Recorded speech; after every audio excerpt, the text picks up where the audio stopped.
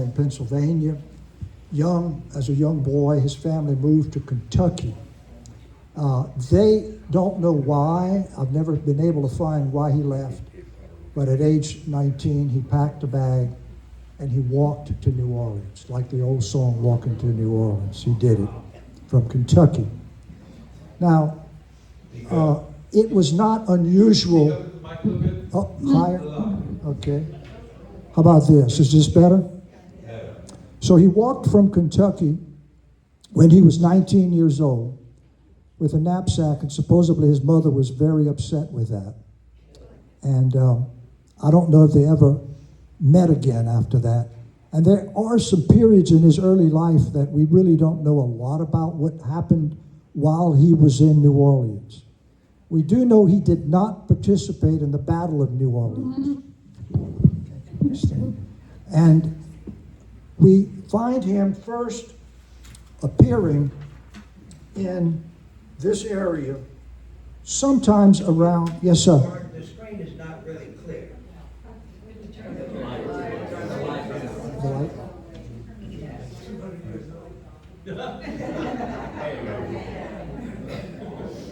Okay. And the reason most of these young men were going to New Orleans is very simple.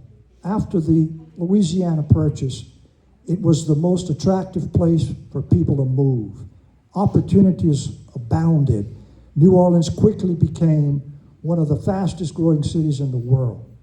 And so many young men went there, including another young Kentuckian named Jim Bowie. And we'll talk a little bit about him later on that. So we know Perry comes and establishes the bridge about 1817 with the permission of the Iberia Parish police jury, because this was part of Iberia Parish at the time. And he quickly developed a trading post and prospered, eventually creating a tannery, and also moved up around Opelousas and created the same situation there. He could foresee the travel between Texas and New Orleans, and creating these ports of travel is what he was all about. And his ideas proved to be very successful, because he died an extremely wealthy man, with he and his wife, Miss Booth, owning a lot of property. So from the late 20s until the 30s, Perry was really the influence of commercial activity in this whole region. He did several repairs to the bridge. He got in several fights with the police jury about how much should be spent on the bridge. It was rebuilt because initially it was not a bridge that could open. And so eventually they made it where it could be open to schooner and small vessels. This, of course, was before the steamships arrived. So it was mostly by sail and paddling vessels.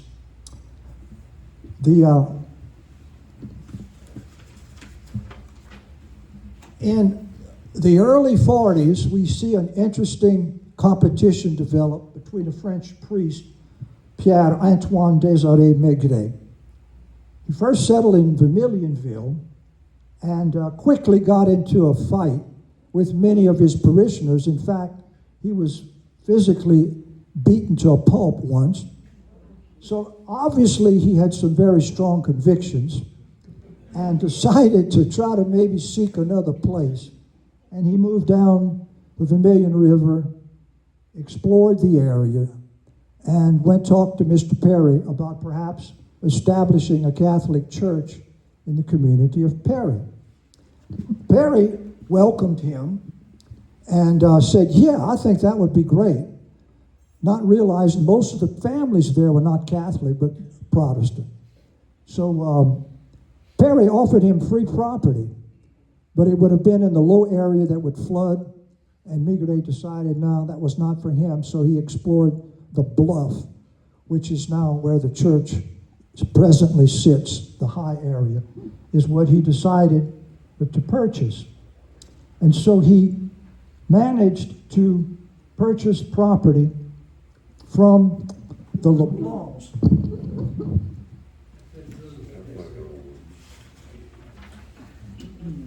The Leblancs had 1,500-acre plantation.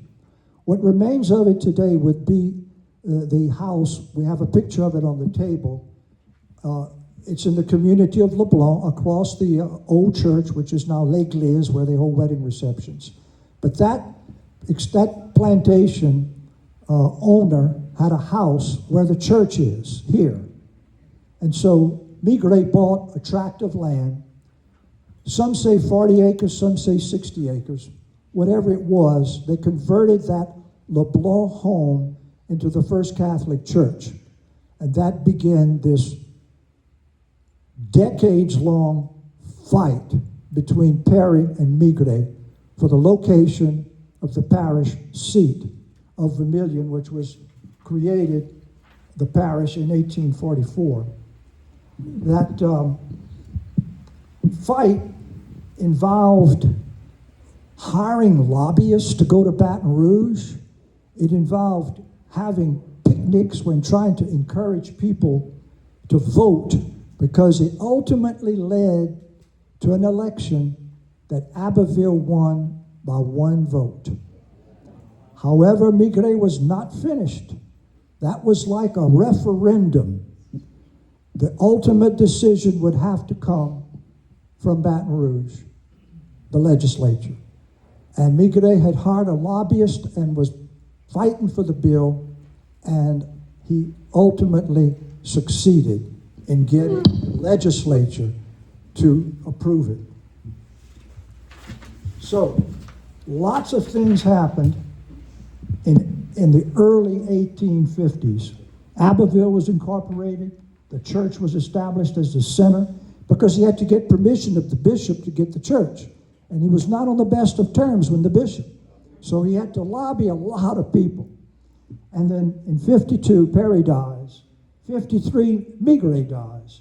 And finally, in 54, the legislature made it official. And that's why we have the parish seat in Abbeville today. Resulting in the decline of Perry, and of course Abbeville becoming the center of the whole area of Vermilion Parish. And then we get into the steamboat era and the railroads. Railroads come through. Causonade becomes Kaplan. Perry becomes marginalized even more. The town of Erath is created, decimating my hometown of Prairie Gregg and Henry. By the way, Henry had the first high school in Vermilion Parish. Did y'all know that? After the railroad came, it became a small little school. Ultimately, it's closed to this day. So the railroad really changed a lot. The long-term outcome, of course, we know what Perry is today, a nice little quiet community. And then we know what Abbeville has become as a very dominant town in not only this parish, but southern part of the state. Now, a gentleman that a lot of you know, Gerard Sellis, a native of Abbeville, I invited him to help me research this project. This man knows more about this subject than anybody, I dare say. Unfortunately, he had to go to Texas for a wedding, but I'm using the rest of information that was provided mostly by Gerard Sellis. And he has a theory, and if you don't like the theory, get mad at Gerard, don't get mad at me, because this is his brainchild. And as we were working on this, I have another friend, Dr. Chris Sinak from Houma, orthopedic surgeon, who publishes fantastic books on the history of Terrebonne Parish. And about 2 weeks ago, he sends me his latest book, which is on the table, and 2 chapters are devoted to Jim Bowie and Jean Lafitte, and this ties in to what Gerard Sellis believes that Perry had a role in. So Jim Bowie, like Robert Perry, walked here from Kentucky, and they were both in New Orleans. So it's not improbable that they probably had met while in New Orleans and discussed various business opportunities. Now we know Bowie and his brother Rezin had property located on the Vermilion River just south of Live Oak on the same side of the river, on the east side, across from where Palmetto Island State Park is today. The proof of that is if you go to Banker, we took a photograph of the monument there and it shows Bowie Island across from Campbell's Ferry. Next.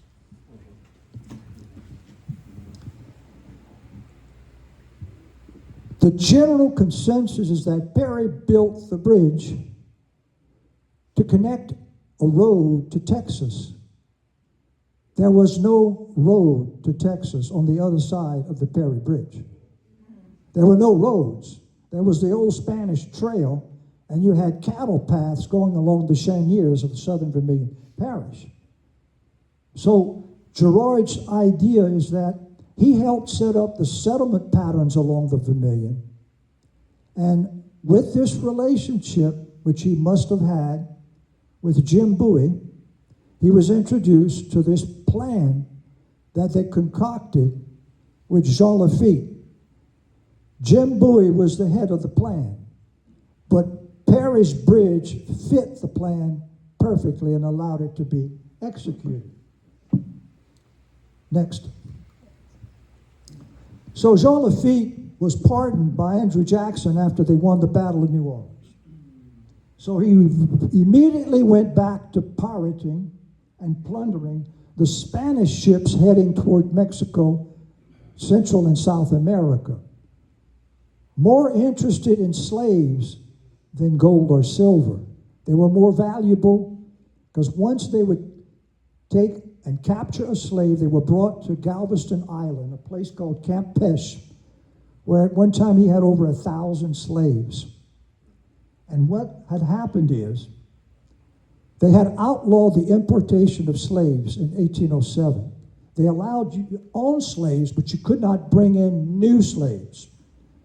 So Jean Lafitte and the 4 Bowie brothers concocted this plan where the Bowie brothers would sail a ship to Galveston. They would buy slaves from Jean Lafitte for $1 a pound, bring them up Bayou Lafourche, Bayou Vermilion, and other little bayous and streams, and ultimately sell them in Opelousas, where there was a federal office where you could turn in slaves. They would lie and they would say, we captured these runaway slaves and we're turning them in like bounty hunters. The law gave them 50% of the value that the slave would bring at public auction. They estimate, because one of the sons of the 4 Bowie brothers, Jim, Rezin, Stephen, and John, wrote a memoir of his father and said that in 2 years, using this illegal scheme, cabal, they raised $65,000. In today's money, dollar value, that would be a little less than $2 million. They sold their land in Vermilion Parish, and they went by a huge plantation in Thibodaux, where today sits Nicholls State University. Next. So this, I pretty much covered what they were doing and how they were making money. What I didn't tell you was they could auction slaves at Opelousas. So they would turn them in, they would get a credit voucher for each slave. Then when the auction came, they bought their own slaves back, but they only had to pay half price. So they were making like 10 times their money on each slave purchase. Next. So this, ladies and gentlemen, is what we believe, based upon the book written by Dr. Sinak and Gerard Sellis, that they used the Perry Bridge as a staging point, because they couldn't cross the bridge. So their wagons arranged to pick up the slaves there and then bring them by wagon train to Opelousas. So please hold your questions until after Chris makes his presentation, and we'll be happy to receive any of your questions. Thank you very much.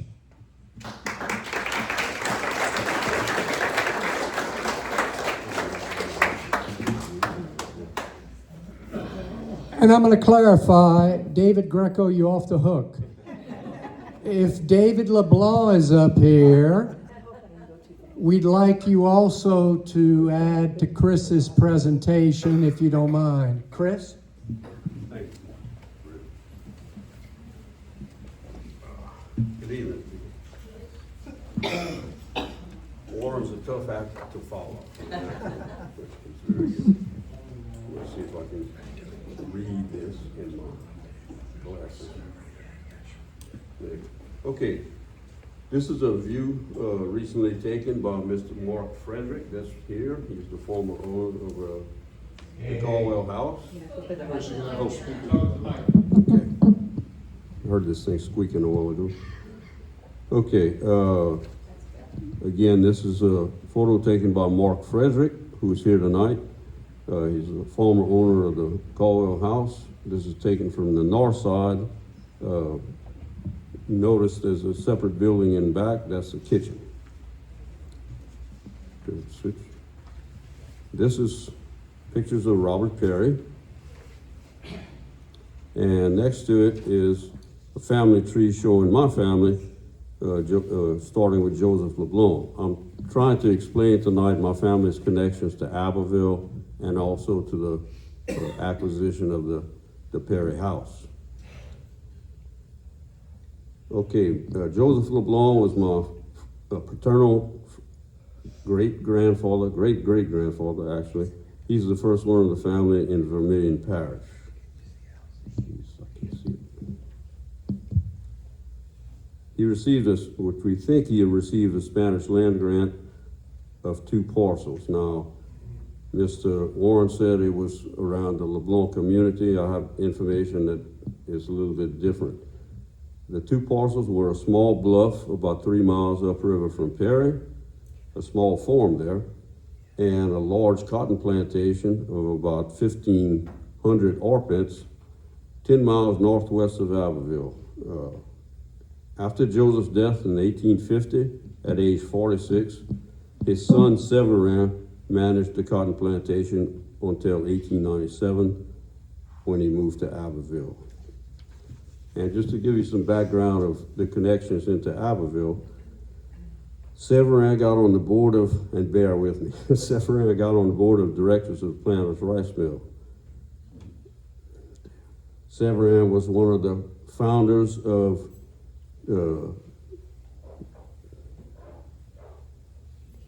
founder and later president of the Bank of Vermilion, which became the First National Bank. He served as president of the First National until 1905. Okay. Joseph Leblanc again. The small farm that Joseph sold was, of course, the land that sold to Father McGrett in 1843. My information says it was 160 arpents, 4 wide and 40 arpents deep. His home, described as an old-fashioned, spacious mansion, became the first Catholic church in Abbeville, known as La Chapelle. Okay. Alcide, and I'm just going to be kind of lengthy. Can y'all understand me? Yeah. Okay. Thank you. Louder? Okay. All right. I hope I don't say bad words while I have this mouth. Okay. Another of Joseph and Clarice Trahan's children was my great-grandfather, Alcide Leblanc, Severin's brother. He was born in 1840. At age 21, he started to become a merchant in Abbeville, but then in 1862, like his brother Severin, he enlisted in the Confederate Army and served till the end of the war. He was in the 18th Louisiana Infantry. Alcide was involved in battles along Bayou Vermilion, the Teche, and the Red River.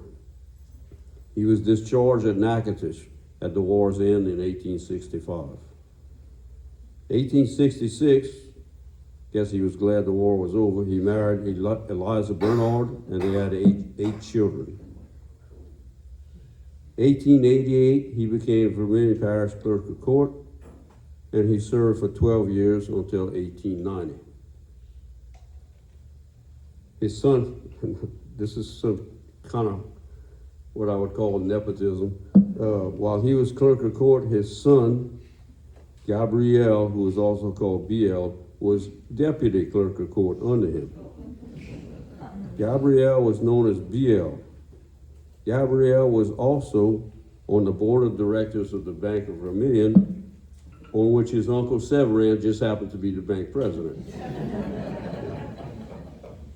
In 1901, Alcide and his son Gabriel bought the Perry Place, or Lilywood as it was then called, from the Commercial National Bank of Shreveport. The farm became known as BL's Woods. This included 554 acres, and a fence was built around it that was set, a wire fence, woven wire fence, said to be horse high, bull strong, and pig light. Okay. This photograph shows, it's taken in 1894, and it shows during the period that the Perrys owned the house. It's kind of hard to see as this is writing. The blood sugar, mine's up right now, of course.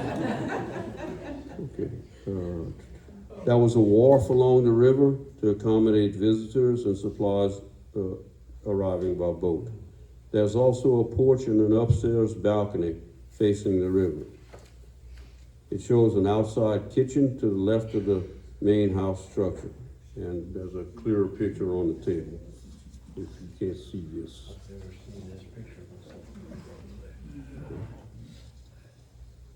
New owners. Robert Perry, son of Robert Perry, just going to read at the top, sold the Vermilion Sugar Company. Anyway, it's not unusual in those days for a sugar company to be leased, but it's kind of a bit unusual to buy it. Robert Perry died 1850, maybe 1852, or maybe they conflict. The family kept the Perry Place until it was sold by his son Robert Samuel Perry to Vermilion Sugar on March 10th, 1898. O.M. Nilsson was the president. This was right before the Spanish-American War, which is in April 18, can't see it. Anyway, right before the Spanish-American War. Vermilion Sugar was not paid the balance because there was $3,202 paid down. $4,000 was due on March 1st of 1899. Vermilion Sugar must not have paid it because the plantation was acquired by Commercial National Bank of Shreveport through a sheriff's sale. Okay. And this is where we go to the artifacts about the Spanish-American War.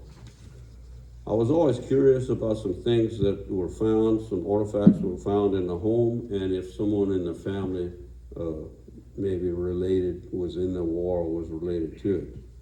I don't think there was, but among these artifacts, there was a quilt honoring Admiral Dewey and a glass which was etched with a depiction of the battleship Maine.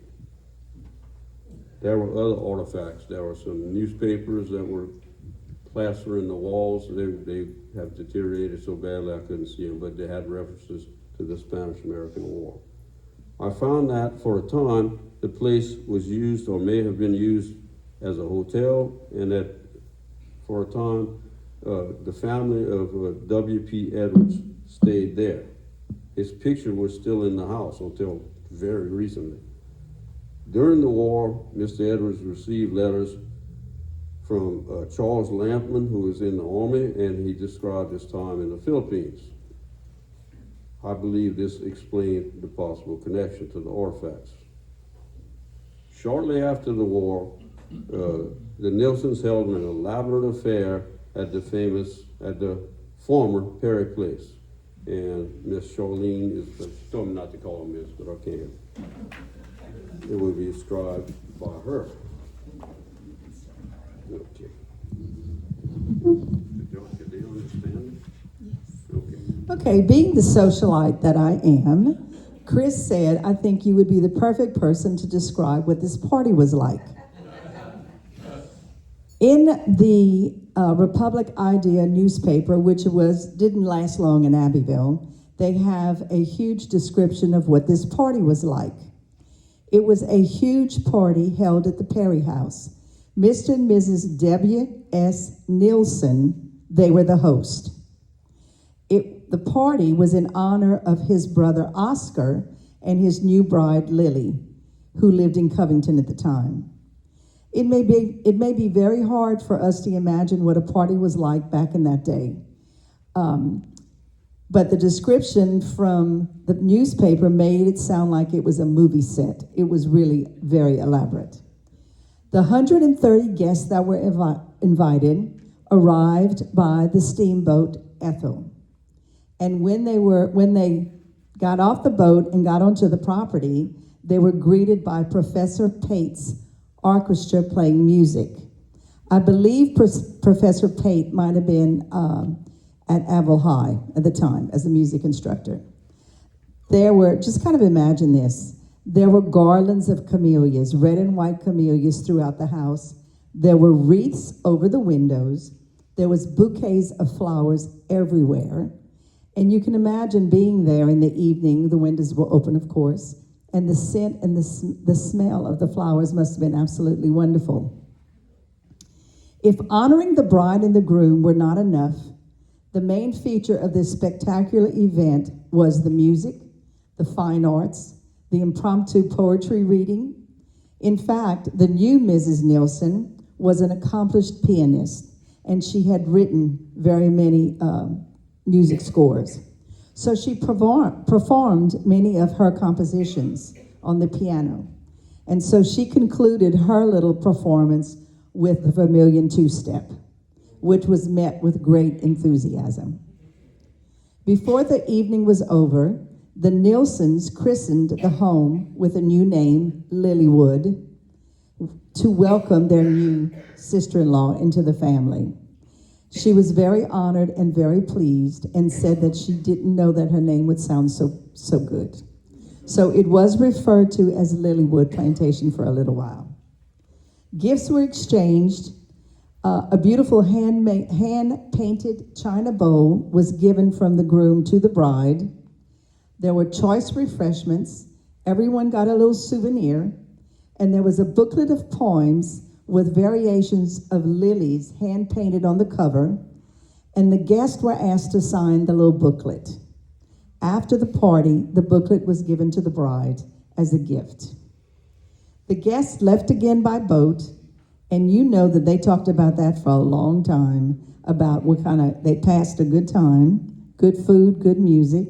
There was all kinds of art things that were happening in the house, and it was definitely a party to remember.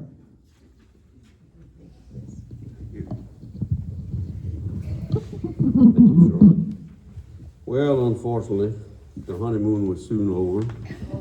If you notice, the date of that party was January 13th, 1899. The payment was due, the final $4,000 was due March 1st, 2 weeks later.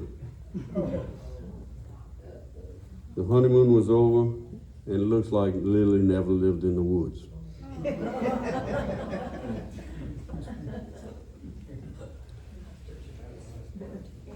It was a wonderful party, but ended soon. All parties kind of interrupt sometimes.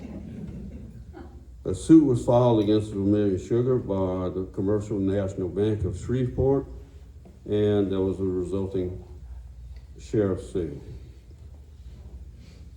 Soon after, my family acquired the place from Commercial National in January 15th of 1901.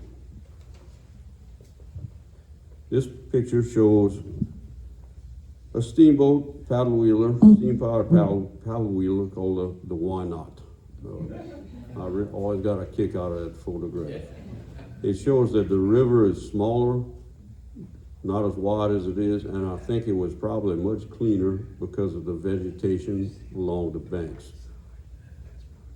The house is in the background. This is taken from the Perry side of the bridge near what was the Perry Bridge. The new bridge is now to the west of the Perry house. There is no upstairs balcony, and there's a wraparound porch that's been added.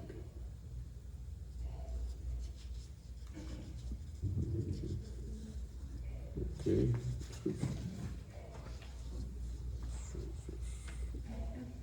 Okay, this picture looks like it's from a later date. Trying to see what I'm reading here. Okay, I'm going to repeat myself a little bit, but in the early 1890s and early 1900s, my family had connections with the clerk of court's office, the local banks, First National, and a planter's rice mill. They were in a good position to take advantage of an opportunity. In 1901, Alcide and Gabrielle bought the place for $11,500 from the representatives of the bank in Shreveport, and they fenced the 544 acres in. Lilywood had changed into BL's Woods, as it was called. The next picture shows one of the residents of the house, one of the sisters that lived there. There were 8 children in Alcide's family. This is one of them.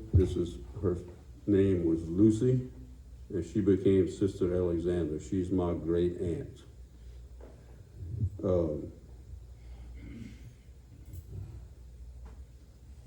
If you look in the center, there's some strange, it's called hair art.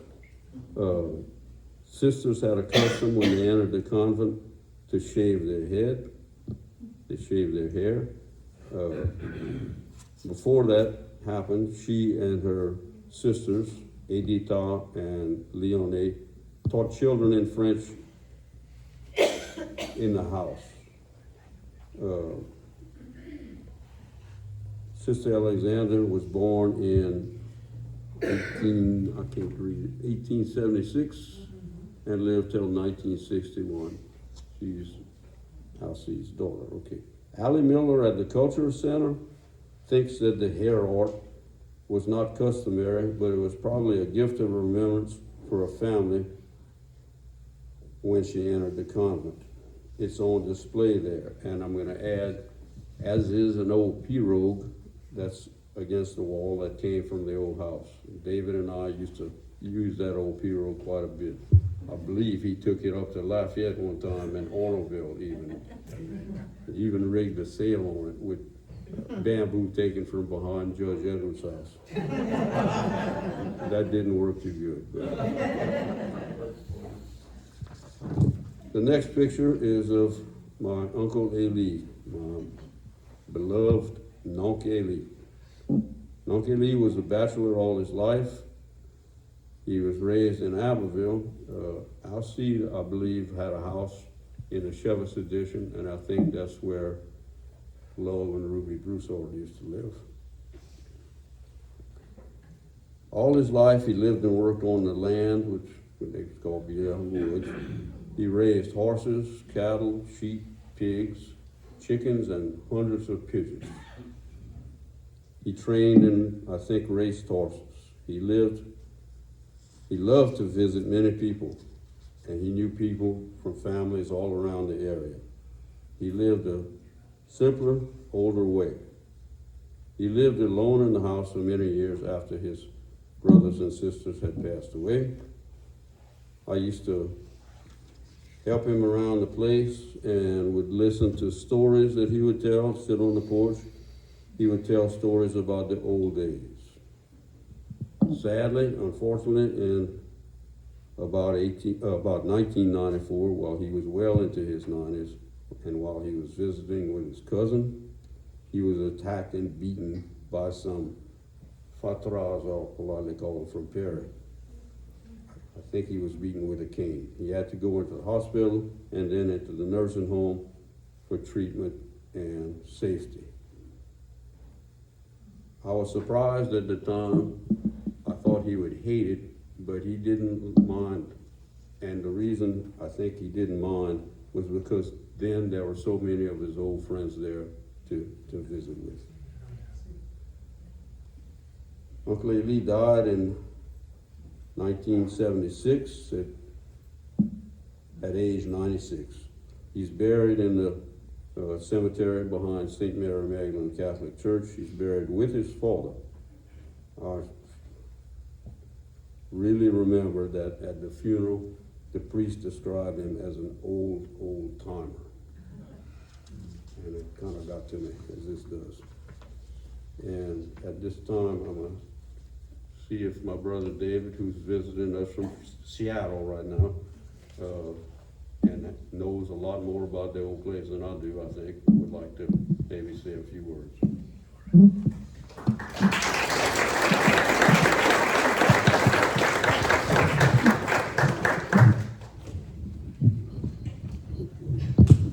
Hello. Well, let's see. I guess I'll start by talking about my memories of Uncle Eli for a little bit and stuff. And, you know, what?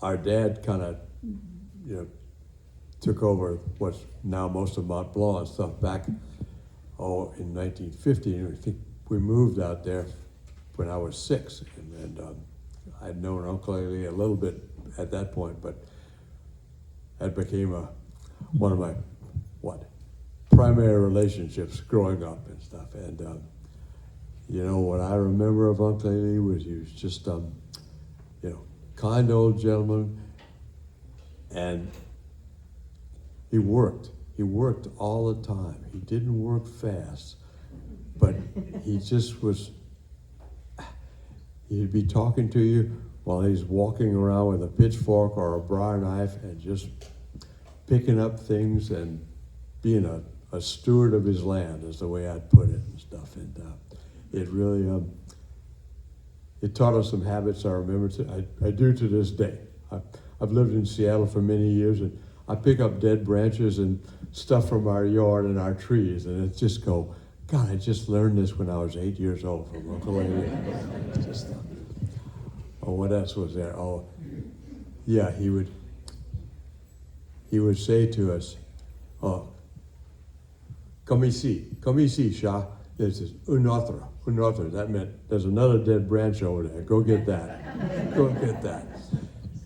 And at other times, he was just always real kindly. He would say, pat us on the head and go, oh, Shati bebe. But then there were times when we were, you know, griping about something we weren't allowed to do or whatever. He would also say, Shati bebe. It means like, you know, stop whining. Yeah, but anyway. And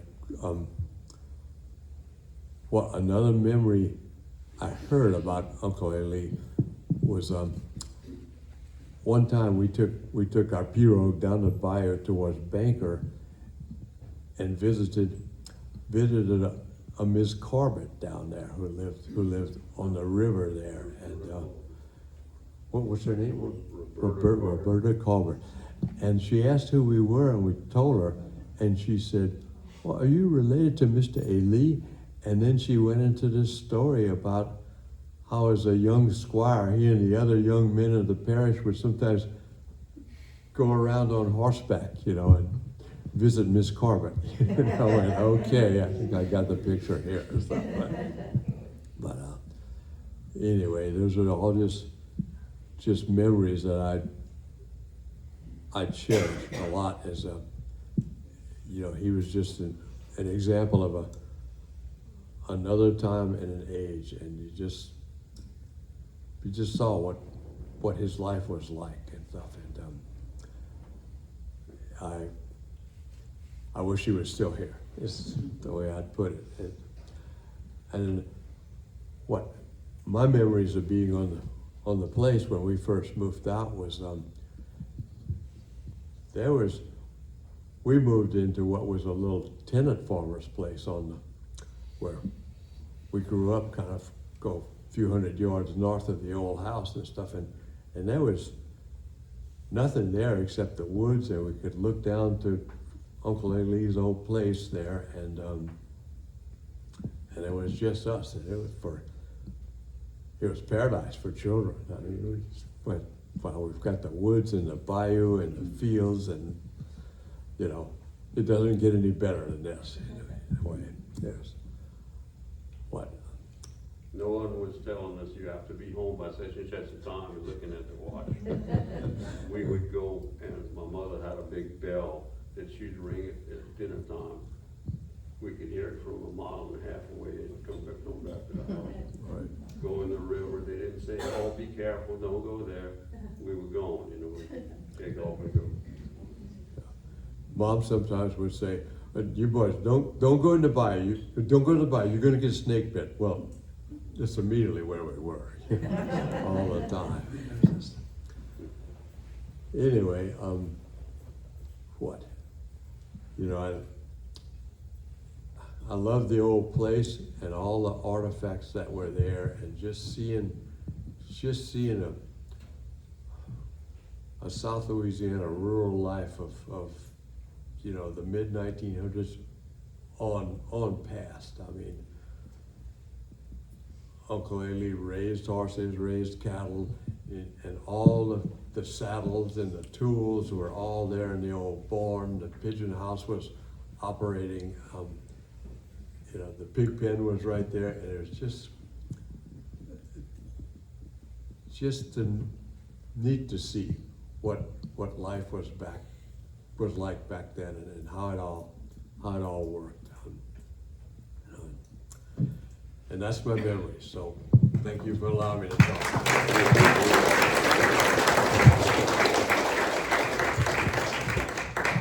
Y'all see why I got him to come up here, huh? Thank you, Dave. Appreciate it. Okay. Getting away from the family a little bit and going on to the house. Perry House was placed on the National Registry in 1987. Okay. The house was described as an eclectic style which combined French Creole, Greek Revival, and Victorian features. It's a two-story wooden structure built over brick piers. Let's see, what does this say? The frame is all joined by mortise and tenon, which is pegged, not using nails. Square nails are used to fasten the siding. All wood is native cypress. Originally had a cypress shingled roof, but this was replaced by a metal roof. Okay. Switch. Description of the interior. The house is only, it looks so big, but it's only really 36 by 36, excluding the porch. It's a two-story, 8-room house with 4 rooms upstairs and 4 rooms downstairs. There's no hallways except maybe a little tiny one in upstairs. The wraparound porch was added at a later date, as we saw. The kitchen and the bathroom was and still remains separate from the main house. There was no plumbing in the main house at all. Okay. There's 2 staircases, one large and one small. Originally it had 2 chimneys, and those were taken down when the roof was replaced with metal. It only has 2 closets, which are under the stairs. There are no extra closets. Okay, and you see some pictures of the interior. Is that on this slide? Yeah, okay. Let's see. Having a hard time seeing this up here. Okay. There's an interior view of the front entrance on the left side. In the middle, there's one of 8 fireplaces. There's a fireplace in every room. They're all the same size. They're not very deep, which kind of always led me to believe maybe they were burning coal, but I don't think so. The gas heaters were added later. I put those in. And the left side shows the main stairway. Trim of doors and windows is all identical, shape and size.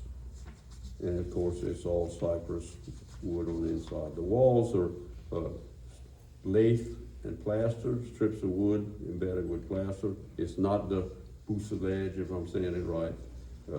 It's a different construction. Skipped one. Okay. The left picture shows the dining room.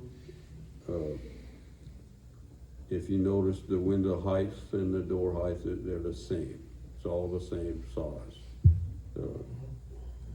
The smaller door that you see there was added later. Originally, they didn't have doors with glass panes.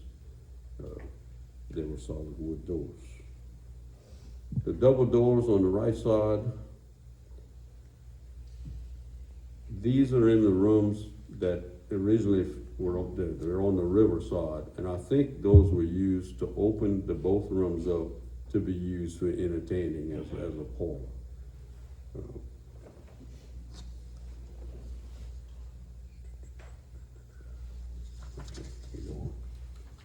Okay, and this shows what makes it a Victorian style, which is the wraparound porch, which is added later.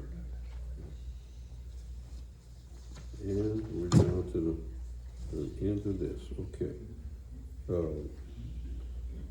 This is another recent view of the house. This is taken from the front, and it's the east side.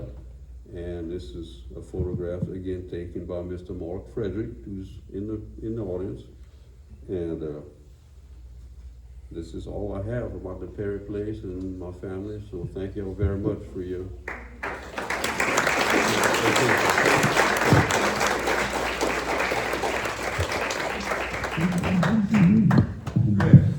How did your father get the property? I didn't hear that. How did my father get it? Well, my father was the son of one of the, like Ailey's brother. He was one of the Leblanc family. I mean, my father's name was Joseph. My father's father, was Joseph, who was Ailey's brother, Alcide's son. So that's how Bernard Leblanc got it. Let me just say, as Charlene well noticed when we were trying to go through the family trees, they had so many Josephs and so many, Bernard, Joseph, somebody married Bernard, and then the male in the family would be named Bernard, and it just got kind of crazy, very confusing. Now we make our first names different and middle names we take after the old. Again, I'm Christopher Ailey Leblanc. I'm not Ailey, but Chris, yes. question, was the Mont Blanc Gardens subdivision developed from the plantation? Yes. Unfortunately, yes. We liked it better when it was just fields and woods. The woods. Chris? That's it? Any questions for Warren, Mary, Chris, Charlene, David? Chris, one Yeah. more question. You mentioned that W.P. Evans stayed there. Do you have any records of during the time period that he stayed there? I'm not sure exactly the time. I did see somewhere, and Judge Edwards himself, the picture of his grandpa was in the house. And I did read somewhere that the family stayed there for a bit of time. I don't know exactly when. It could be, you know, around when their place in town was being built, but it may have been different. It looks like the place was rented out at times. Yes? Rachel? Any information on when the Perry School was built? No, I don't have that. I remember it being there, and I saw recently when it was taken down, but I can't recall that right now. Sorry. Yes? In the back? Oh, okay. My grandmother's grandfather the family name was Keith. In 1880, the census has him as a ferryman at Perry. That could well be, because Robert Perry, I know he built a bridge, but he was very involved in ferry crossings. The crazy story that I ran into is when he was leaving Kentucky, when his father died up there, his mother ran a ferry. Okay, and the crazy thing is, and I believe this is true, I believe this is where Robert Perry got his interest in the river crossings and all that. He had, as Mr. Warren said, in Campbell's Ferry, he was interested in that at Perry, but I read also the Pinhook Bridge area. He was involved in that. But anyway, back to Kentucky. His mother ran a ferry. Guess what her name was? Mary. So guess what the ferry was called? Mary Perry's Ferry. Lord, people had a sense of humor even back then. Yes, Do you ma'am. have any records of a Keith family working for the Perrys? A Keith family? Like the boy's name, Keith? No, I don't. I don't. You know, like I say, my family got it in 1901. The Perrys were there before that. For a short time, the sugar company had it. I know there are lots of people working on the farm that the Leblancs got. As David said, there were tenant farmer houses that were still there when we were over there growing up. We knew some of the people that had probably lived there. And Mr. Paul from Perry, I can't remember his name, Paul, the Judy Schultz? Landry.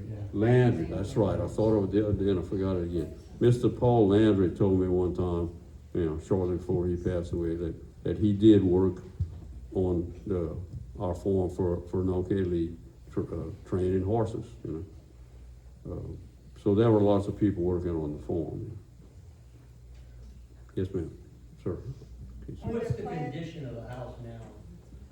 It needs work, it needs repair. I wish I could say it was in prime shape, but it needs some work. But it's still solid. It was described a couple of years ago as in very good shape for its age. If it can make another 14 years, it's 200 years old. Okay, so, It's the oldest building in Vermilion Parish. yeah. The house structure is still solid pretty well. It's just like the porch is in bad shape. But it's still there. It's been through who knows how many hurricanes. So I'm hoping they can make it a bit longer, you know, for sure. And I wish I could do something more to do it. Yes, ma'am. So at what age were you when you lived there, and for how long did you Okay, live there? Like you grew up in that house? No, we didn't grow up in the house, but we lived, David and I and brother Peter, lived in a small house that was across what's today Orange Drive from the old house and across the field. So we were there all the time. But David was 6 when my family moved from